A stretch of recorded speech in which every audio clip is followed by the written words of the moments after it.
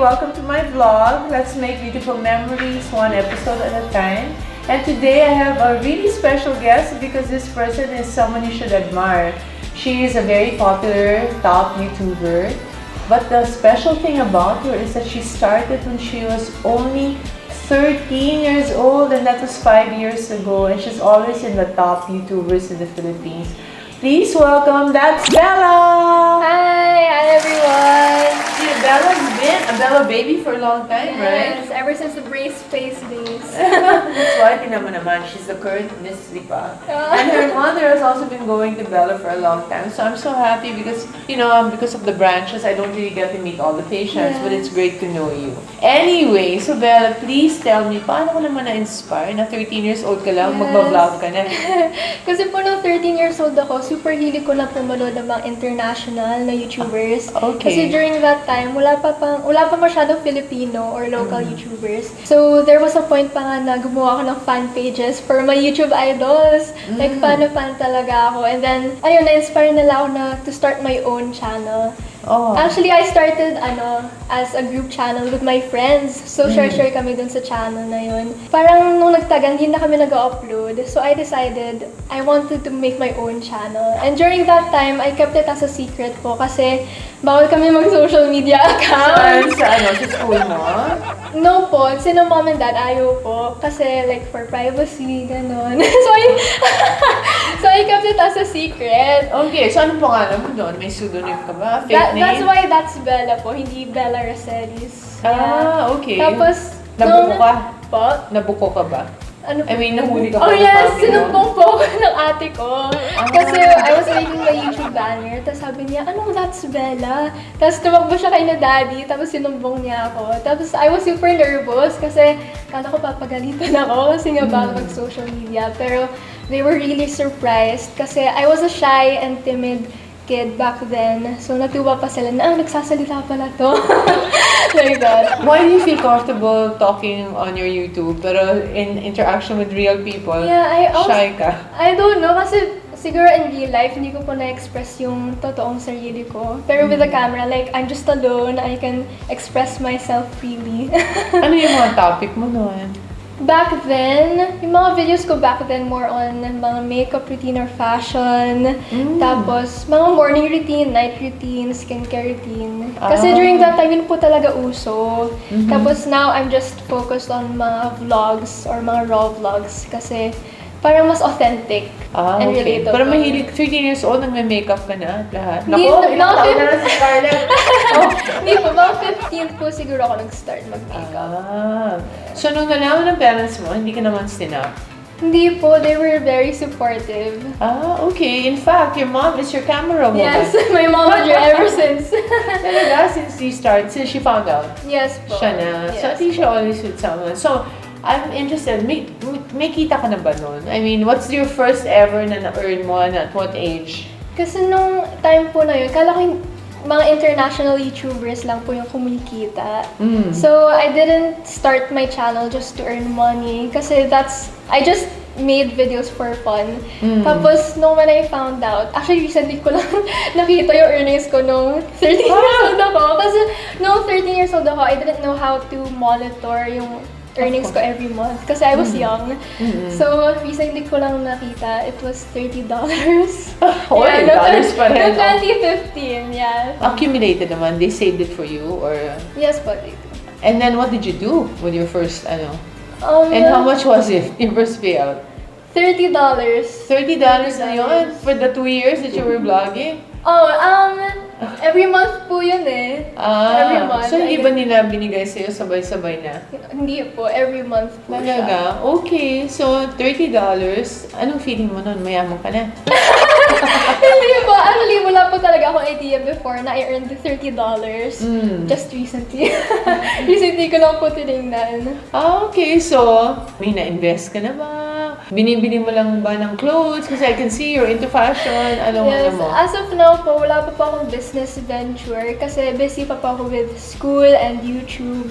So, ang hirap po i-balance if I start a business now. Okay. Pero in the future, I would love to start a business. That's also the reason why po I took business management. Ayun, were you studying na? DLSU po. Okay. Yes, So you're in I'm a Manila freshman. already. Yes po. Dito ka na. Pero ano, ngayon? Pero online. Online po. Pumasok ka ba? Was there ever Hindi a time? po. So ever since you started in the LSU, ano na? Zoom na? Yes po. So hindi mo na-experience Hindi ko po yung- na-experience ang college life. Wow. I'm sure mommy is happy. Yes. Allowed ka na ba mag-boyfriend and stuff like that? Bawal pa po. Talaga? Oo, Yeah, ngayon. yeah. So, since wala kang boyfriend, may mga crush ka ba? Ano mga crush mo dyan? Crush? Wala naman po. Wala? Ay, nako, Dad's watching. kahit hindi tao, no? Hindi Pilipino. Yung mga crush ng abroad or actors dito. Siguro si Tom Holland, Spider-Man. Talaga? Ano mo, ang daming Spider-Man. Hindi ko na alam sino Spider-Man. Your viewership is mostly young people. Yes po, mga Anong young. age? How young is young? 10. 10 years old nagsistart. Oo, tapos hanggang... Mga 20s. Okay. So what are these 10-year-old and 20-year-old people interested in? Sa vlogs ko po, maybe it's the raw and authentic vlogs. Kasi po, dati parang super curated po nung content na nilalabas ko. So parang mas maganda if I show what really happens sa daily life ko. Like, kunyari, life in school, online school. Ayan, they really like that videos. Mga relatable. Do they ask for advice? Are you, the young kids, how to become vloggers or something? Yes po, I've already posted like how to start your own channel, or I even hosted webinars about that. Wow, already at your age? Yes. So of course, everything cannot be rosy all the time. May mga negative comments. Paano ka naman? Do you ever feel that you are being bullied online or may mga negative comments? How do you deal with that? Yes po, all the time. I think that's one negative side of being a public figure. Like, I'm very much exposed to mga haters, mga criticism or rumors, and sometimes naapektuhan din po yung privacy ko and my family kasi somehow they get a glimpse of my life sa vlogs ko. I mean, it depends on the situation. Kunyari, I get hate comments online. Ang ginagawa ko, I either ignore them or block them agad. Dati umiiyak ka ba? No naman. When it comes to hate comments, hindi naman po. Anong pinaka-worst na sinabi about you na na-hurt ka? Probably like more on the rumors. Okay. And talagang not based on any... Yes po. Nag-imbento lang talaga? Yes po. I get so frustrated pag may mga ganun. I heard you're very popular with brands. So, Buti ka pa! Kasi ako sabi ko, ng brand na pumunta sa akin. Anyway, so what was your first big brand that I think it was... advertised in your channel? I mean, na pumasok. Yeah, I think it was a makeup brand po. Okay. Are they still with you until now? Yes po, yes. Wow, tama ka loyal. Siguro talaga you're translating to sales. Yeah. Diba? Ano pang meron doon? Fashion? Is somebody dressing you up all the time? Or? More on skincare and makeup. Okay. Nilalagay mo bang bero? Parang wala yan. Meron po! Baby sige. cologne! Baby ko yun. Baby Yes. ka pa. Anyway, meron na yung article about favorite kaya ito ng mga magazines. Di ba? So, na-cover ka na ba ng magazine? Hindi pa po. Hindi. Yeah, is that Features one? pa lang po. Ano ba ang mga ambition mo pa? Yun po, maging cover. Maging cover. What happens to Miss Lipa? Where do you compete? Mutya ng Lipa is actually not a pageant po. It's like an annual thing wherein the mayor and the Fiesta Executive Committee chooses someone to represent the embodiment of the ideals of Lipa City. Ayan, of a true Lipenia. What do you call it? Lepenia? Lipenia. And what are those ideals? Having a positive impact to the youth, like that. So I really like to use my reign to make a positive impact on the youth by doing webinars. That's why I did a webinar all about mental health and cyberbullying. Ano ba nangyayari sa mga young people now? What's in your minds with this pandemic? I think, yeah, because of the pandemic, our mental health has been declining. I think that's really common sa mga kabataan. What are the symptoms of declining mental health for young people? Maybe overthinking. That's really common. Then losing motivation, losing the drive. What's going on with them? Are they losing? Do they have a purpose? Do they feel things are hopeless? Ano nangyayari sa kanila?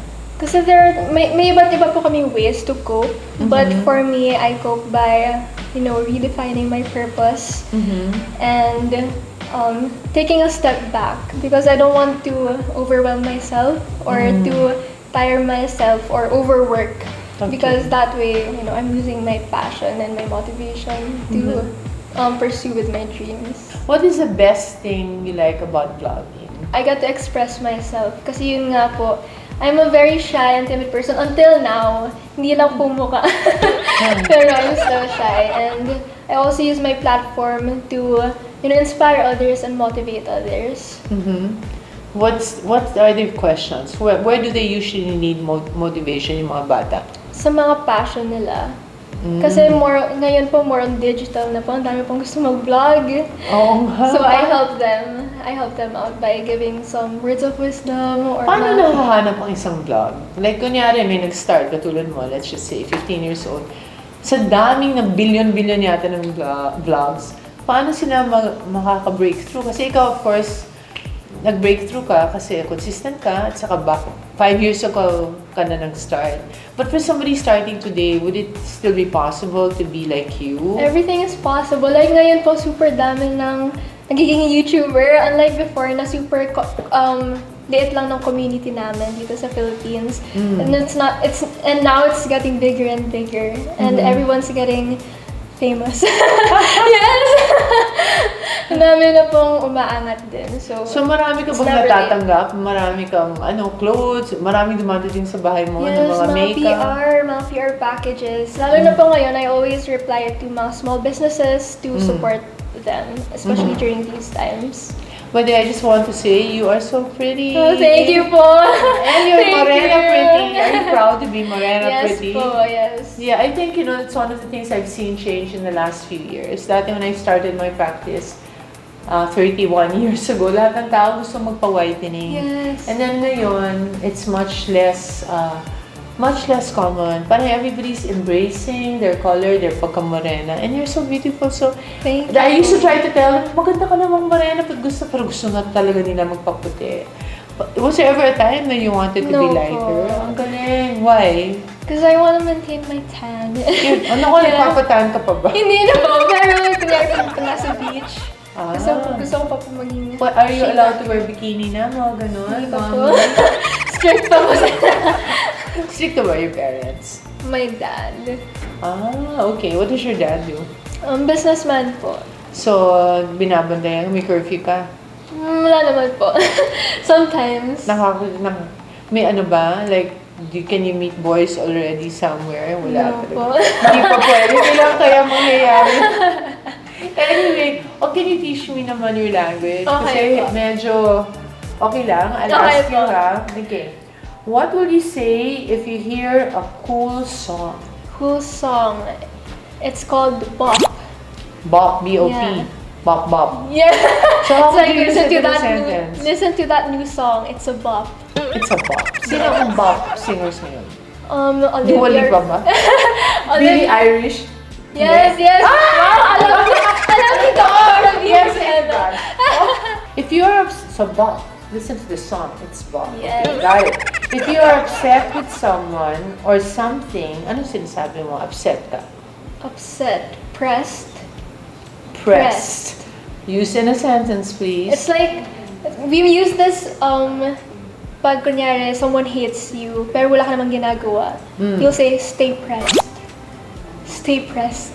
Kasi you stay calm or you're telling that person, in a way, you're wishing him something Yes, parang, bad.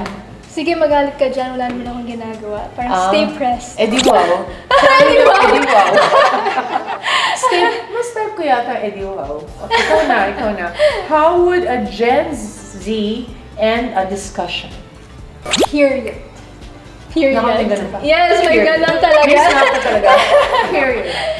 Yeah, when someone like, Oh. so when someone expresses like his or her opinion about a certain topic and then you agree, you'll say, period. Eh kung hindi ka agree. Pag Question mark. Question mark. Period. You got it. Good. Yes. Or, okay. When someone is so perfectly poised and made up, ako, ayaw niyo ba yun? Pag masyado na siyang maayos, at saka masyado na siyang poised. Ano, is that somebody you admire? O naiirita naman kayo po. na parang, hindi ka raw. Alam mo yun, since you keep talking about being raw. Hindi, okay lang naman. It's Oh. called snatch. Snatched. Pero ginagamit po yun mostly sa waist. Kunyari, you're wearing leggings or pants, mas maganda yung fit, you'll say your waist is O bakit tayo snatched. naman? Pakita natin ang snatched. O tingnan Snatched mo. ba? Ang liit ng... Snatched ba? Ano bang waist mo, girl? 23? 24. Oh, cute. You're snatched. Ganon? Or Yes, you're Bella snatched. is snatched? Yes. If Your I'm making- waist is snatched. Cap / no cap. It means, cap means lie, no cap means no lie. So you're not the... If I say cap, you're telling the truth. You're telling a lie. I'm telling a lie. So when do you... If somebody says to you, what? Like, wow, girl, you're so intelligent. You say cap? No You'll cap? say no cap. No cap. Parang no joke, no No lie. joke. It's Yes. true. I am Yes. intelligent. Yes. Okay. T-A-E. Siya. Oh. Yeah. T means issue. Mm. Kunyari, parang chismis. Parang, Okay. I'll tell- Machismis ba ang generation nyo? There's so much tea in our generation. Meron din. Okay. Pero naninira ba kayo ng ibang pebbles? No, because, they say it's natural for girls to... It's so sad to say, but studies have shown that girls put each other down. In order for them to feel equal, they'll have to bring the girl down. that's That was wrong. in generations before. My question is, nangyayari pa rin yan ngayon? I think mas less na po ngayon. Whenever someone posts on Instagram like a photo of them showing their stretch marks, their pimples, their wrinkles, or their imperfect like face, they get so empowered. Really? So what do you say about that person? No cap. You're beautiful, no cap. Yeah. You're beautiful, no cap. Kaya pala nagpapakita ngayon ng mga no filter. Yes, yes. Mga stretch marks. Beef. Beef. B-E-E-F. Steak.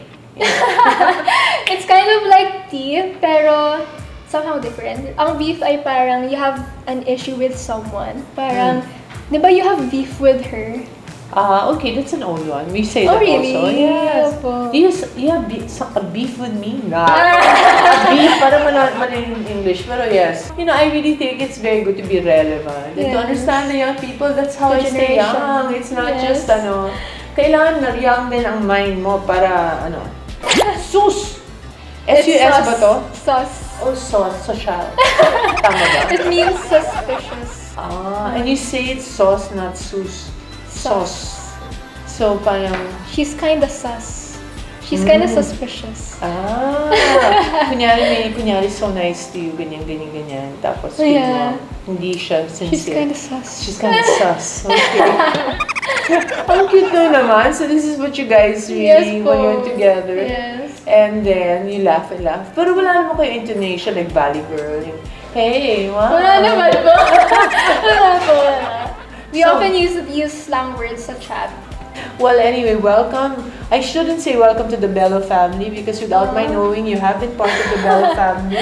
And your mom's been part of the Bello family. But thank you so much for Thank coming you to so my much. house. Thank you so And much for letting having me learn me. about the Z-Gen.